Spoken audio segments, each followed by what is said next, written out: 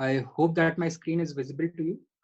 Like I told you, we are going to start with the climatology part of our his geography series. And the first thing that we have to study is the atmosphere. Specifically, we are going to look at the definition, functions or importance of the atmosphere, formation of the atmosphere, its composition and structure. The word atmosphere comes from the ancient Greek words atmos and spheria. Atmos means vapor and spheria means ball or sphere. Hence, the atmosphere is a ball of gases. इसका definition देख लीजिए. An atmosphere is a layer or set of layers of gases surrounding a planet or other material body that is held in place by the gravity of that body.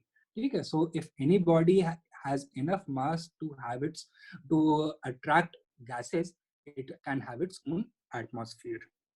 The Earth's atmosphere is an envelope of air surrounding the Earth, bound to the Earth's surface by gravity. Its density is highest at the surface and decreases with altitude. So its density is going to be most near the surface. And as you go upwards, the density becomes lesser. It means the air becomes rarer. The intersection of the atmosphere, lithosphere, and hydrosphere creates what is known as the biosphere.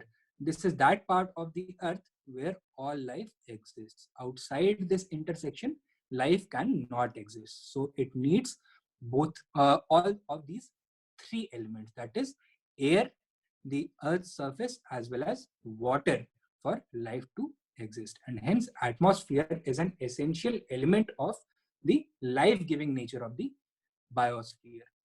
Let us quickly look at the functions or importance of the atmosphere. First, we have already seen that air is the medium of life on Earth's surface. Without it, life cannot exist. How does it facilitate life? By facilitating respiration, photosynthesis, precipitation, and nutrient cycling, such as the carbon and nitrogen cycles.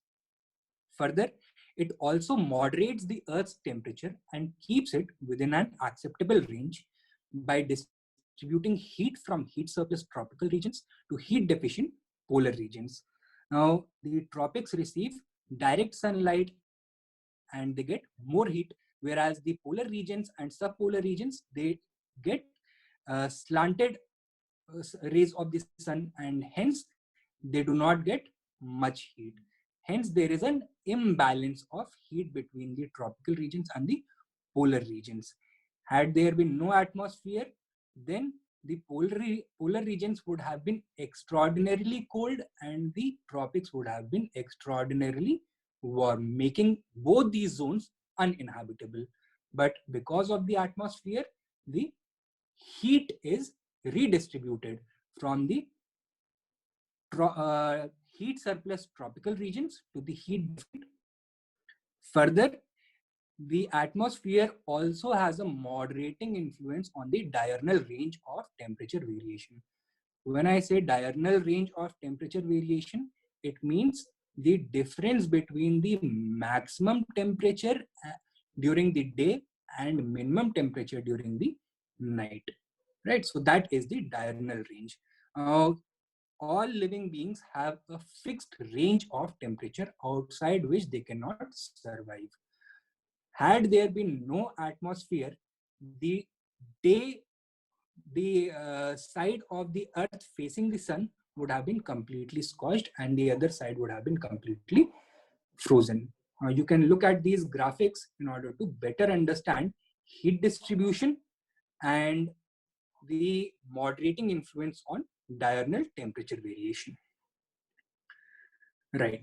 Further, the atmosphere also absorbs harmful ionizing radiation such as cosmic rays, gamma rays, X-rays and UV rays. तो ये क्या होती हैं? These are high energy, high frequency, low wavelength rays emitted by the sun and other celestial bodies, other stars, right?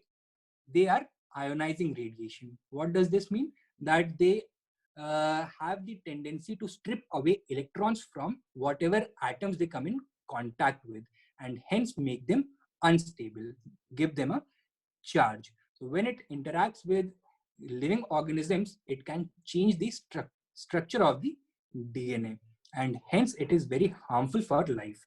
It includes ultraviolet rays, X-rays, gamma rays, and cosmic radiation.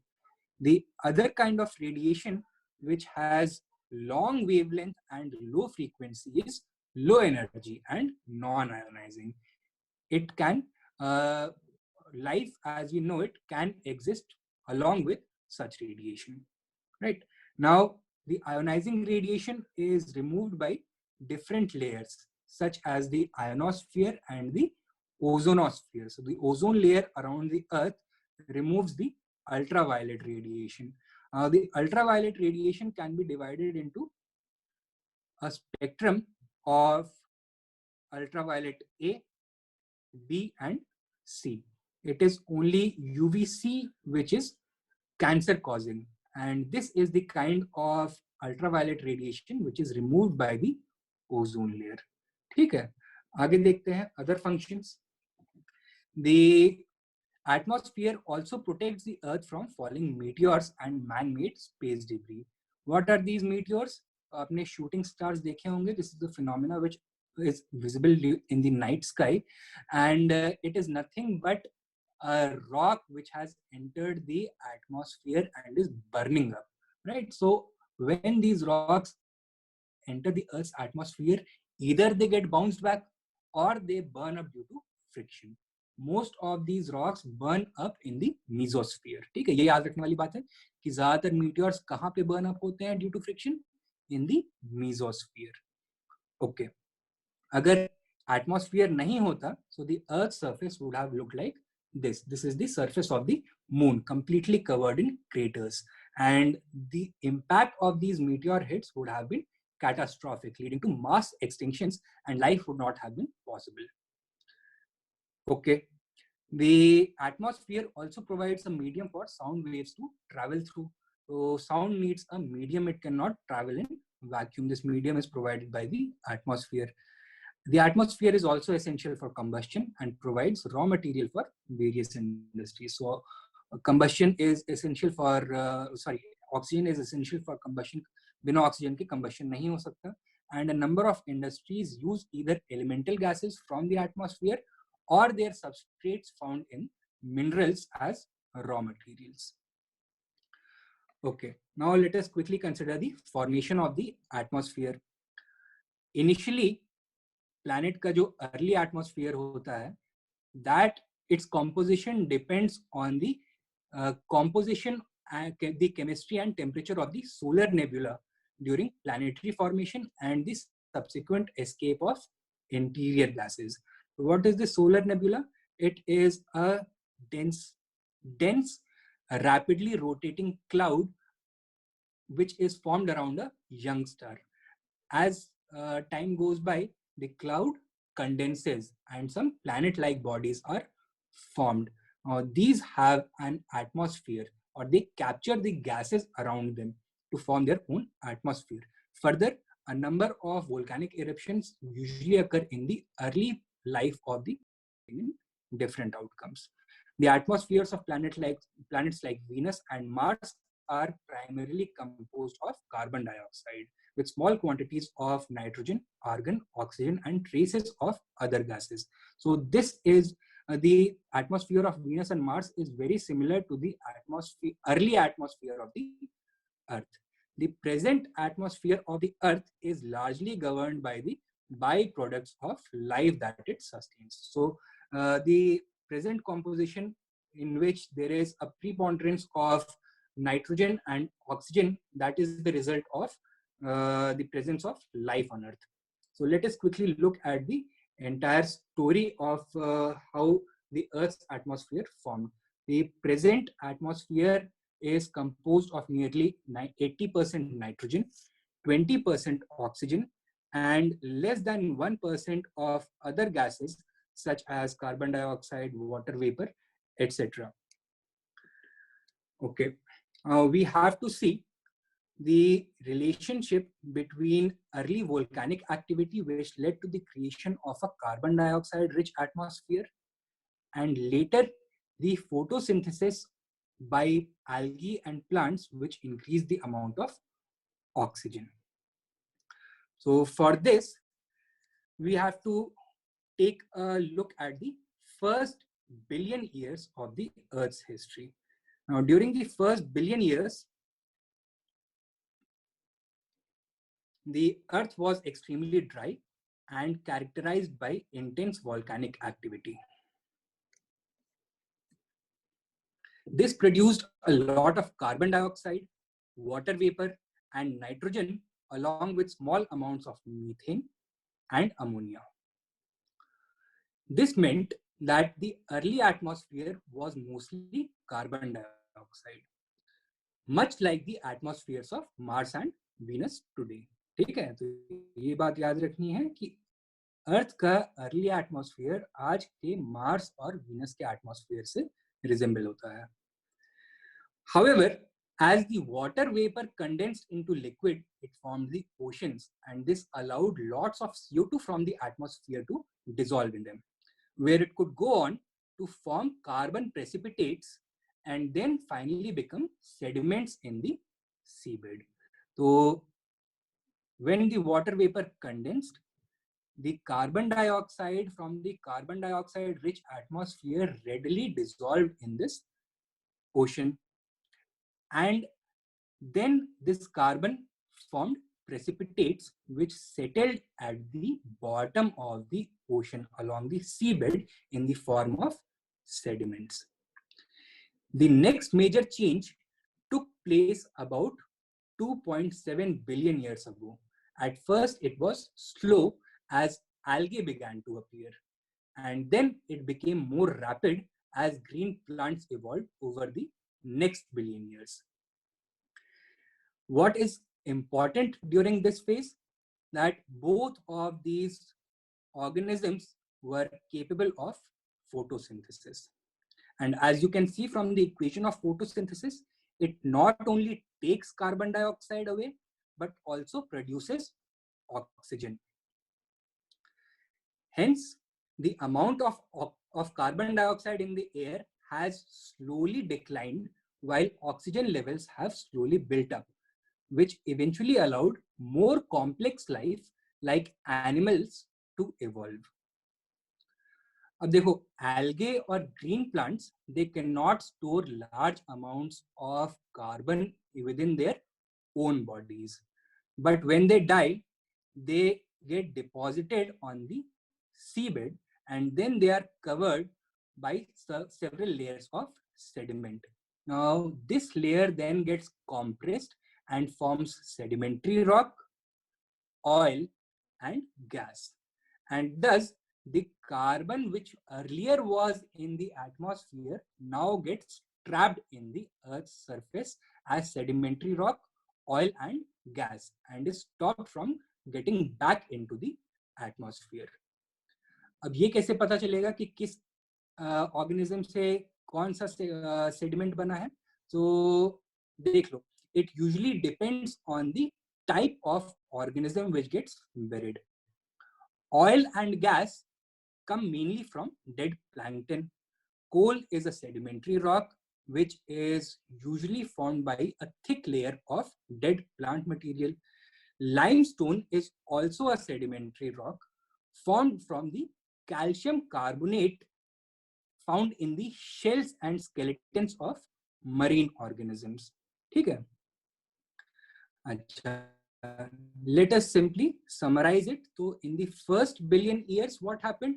There was lots of volcanic activity which formed loads of carbon dioxide and a few other gases. Then as water vapor in the atmosphere condensed, it formed oceans in which the carbon dioxide dissolved.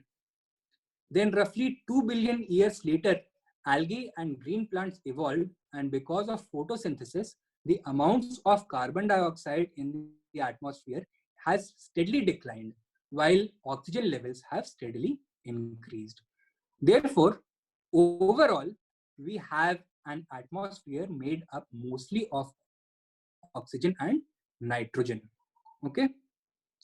Now, as a lot of organisms like algae and plants died and sunk to the bottom of the ocean, we also have large quantities of sedimentary rock and fossil fuels in the ground. So this was the process of the formation of the Earth's atmosphere. I hope it is clear to you. And we are going to now look at the composition of the Earth's atmosphere. जैसे आपने देखा कि it is roughly 80% nitrogen and 20% oxygen. But more exact knowledge के लिए we have this table. ये आपकी class 11 की NCERT से लिया गया है. And this is a pie chart representation of that same table. So nitrogen is roughly 78.8%. Nitrogen is an inert gas. Its major role is to stabilize the atmosphere. It stabilizes the role of the oxygen. Oxygen is highly combustible, and in the absence of nitrogen, there would have been very frequent fires and metabolism rate would have been very high. So major role of nitrogen is to moderate the effect of oxygen. Then we have 20.95% of oxygen. Argon is 0.93%, and all the other gases, including carbon dioxide, a number of these noble gases, and hydrogen, they form less than 0.04% of the atmospheric composition. Now, gases such as helium and hydrogen mostly exist in the outer layers of the atmosphere. Why? Because they are very light. Let us look at some of the important gases and their functions. Carbon dioxide, what is its greatest contribution to life on Earth? It is the greenhouse effect. What is this? That it has the ability to trap heat. Now, कैसे करता है ये? It is transparent to insolation or incoming solar radiation. यानी कि sun से जो radiation Earth की तरफ आ रही है, that is allowed to pass through without any breaks, without any stops by the carbon dioxide.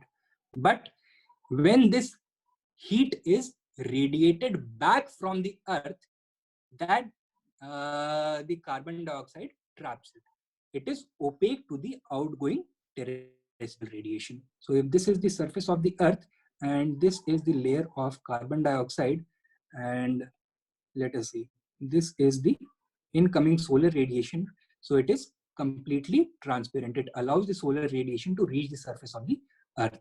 But when the the terrestrial radiation is radiated back towards the atmosphere, it is not allowed to escape. It is trapped by the carbon dioxide, and later some of it is reflected back to the Earth.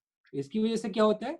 There is a general warming effect on the Earth because of the layer of carbon dioxide. यहाँ पे लिखा भी हुआ है, it absorbs part of the terrestrial radiation and reflects some of it back to the Earth's surface. It is also essential for photosynthesis in plants. Photosynthesis से हमने देखा क्या होता है? Carbon dioxide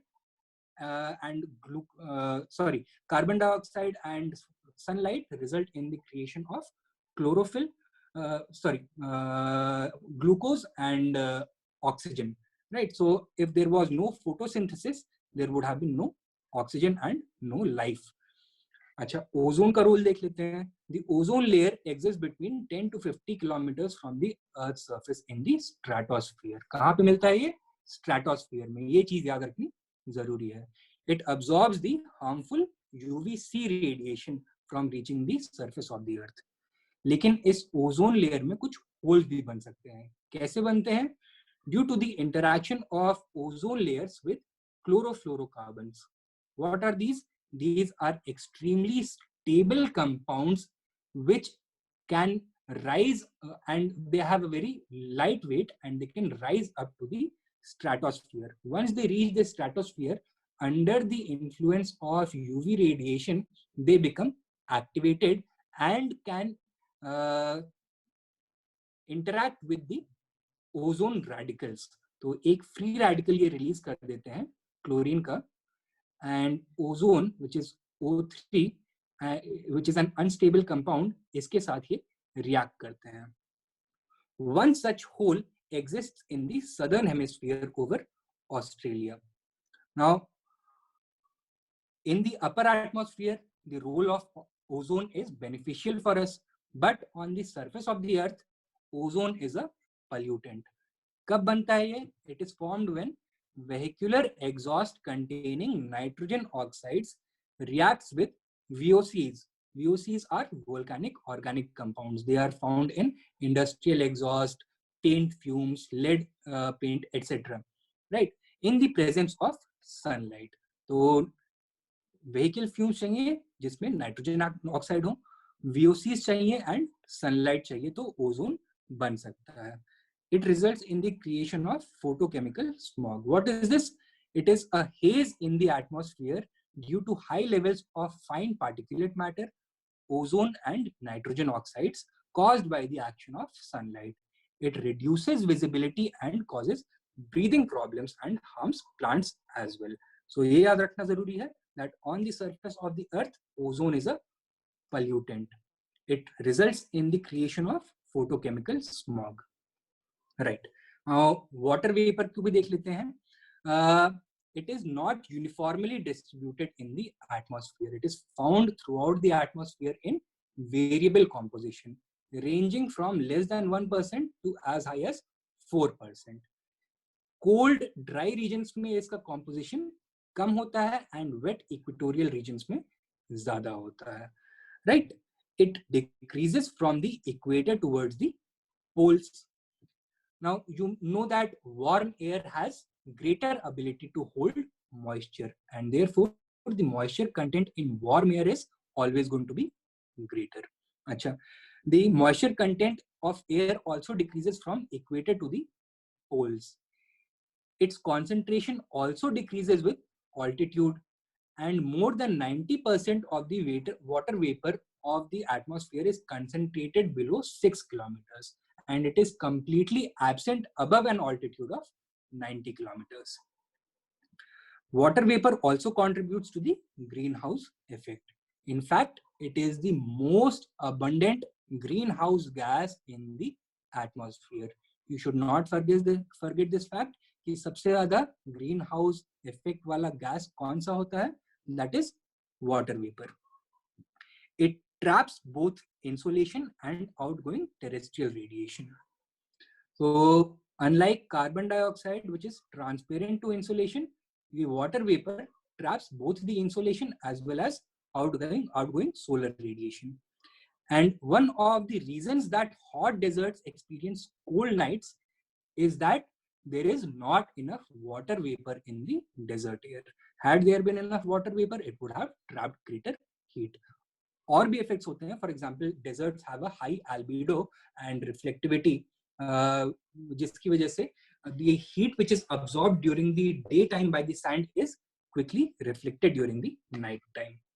Right. Water also contributes to the stability and instability of the air. Why? Because of the property of latent heat. Latent heat मतलब छुपा हुआ heat. तो this heat is used for changing the state in which any material exists. So water can exist either as a solid or as a liquid or as a gas. ठीक है? अच्छा, when the water changes from ice to liquid form, then latent heat of fusion is absorbed. Okay? Yes, latent heat of fusion is absorbed. And when water changes from liquid form to gaseous form, the latent heat of vaporization is absorbed. तो इसका मतलब ये हुआ कि for example आपने ice को एक utensil में ले लिया और उसको हीट करने लग गए, and it is the temperature of the ice is going to start increasing, but at the melting point क्या होगा कि टेम्परेचर इंक्रीज नहीं करेगा. Instead the extra energy which is coming is being utilized to change the state of the nature. This extra energy which is not felt in the rise of temperature is known as latent heat. तो ये छुपा हुआ heat जो है air की instability और stability को govern करने में बहुत बड़ा रोल प्ले करता है. Some examples we can see that air temperature drops when snow melts. leading to anticyclonic conditions. तो आपने नोटिस किया होगा जब स्नो मेल्ट करती है तो ambient air becomes very cold. Now this happens because the latent heat of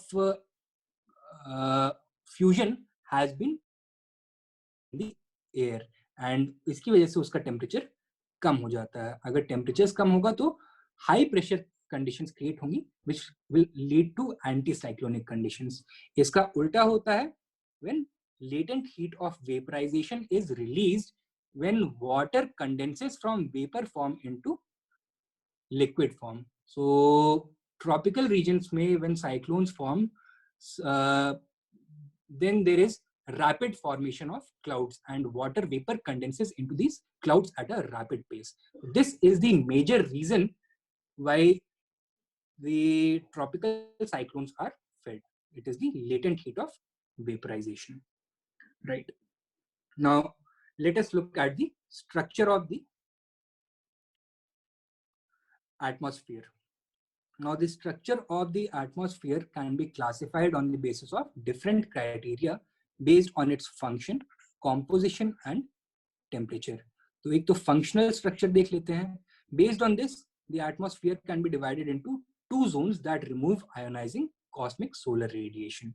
One is the ionosphere, the second is the ozonosphere. Ionosphere extends throughout the thermosphere and into a part of the mesosphere. So it covers the entire thermosphere as well as a part of the mesosphere. क्या करता है ये? It absorbs cosmic rays, gamma rays, X-rays and UV radiation. Ozonosphere is a layer of ozone gas which absorbs UV light and re-radiates it as long wave infrared radiation.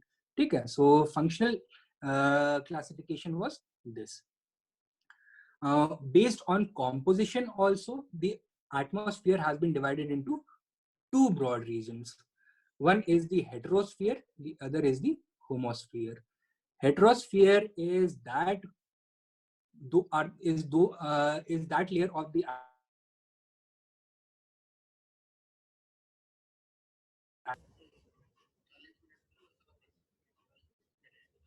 कितना हुआ अभी?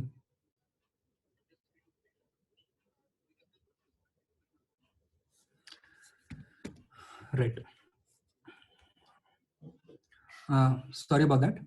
Now, based on the chemical composition, the atmosphere can be divided into two regions, the heterosphere and the homosphere. Heterosphere is that region where the gases are not evenly mixed. Okay? So they are assorted according to gravity and their atomic weight. So the less dense gases are going to rise up, the lighter gases are going to rise up, and the heavier gases are going to settle down. ये कहाँ पे exist करता है? It is in the outer atmosphere beginning from 80 kilometers from the Earth's surface and extending to space. It accounts for less than 0.01% of the mass of the Earth's atmosphere. The other is the homosphere. Homosphere extends from the Earth's surface to about 80 kilometers. Right? यहाँ पे क्या होता है? Density of air तो change हो सकती है with altitude, but the proportion of the gases is nearly uniform. तो उनका composition, the proportion in which they are mixed remains constant. इसमें कुछ exceptions भी हैं. For example, ओजोन जैसे हमने देखा केवल एक ही लेयर में एग्जिस्ट करता है. Water vapour which is variable in its composition and pollutants जो कि local conditions की वजह से रिलीज होते हैं एटमॉस्फेयर में, so they are concentrated locally along with some trace chemicals etc. So this is the classification or structure based on composition. Then finally we have a thermal structure based on the temperature variation in the atmosphere. So it can be divided into 5 layers: the troposphere, stratosphere, mesosphere, thermosphere and exosphere. हमारे पास time कम है, इसलिए I am going to end this lecture over here and कल की class में हम यहाँ से इसको कंटिन्यू करेंगे and we are going to look at each of these layers and their functions in detail. ठीक है? So thank you for your time and I am now going to be taking your doubts.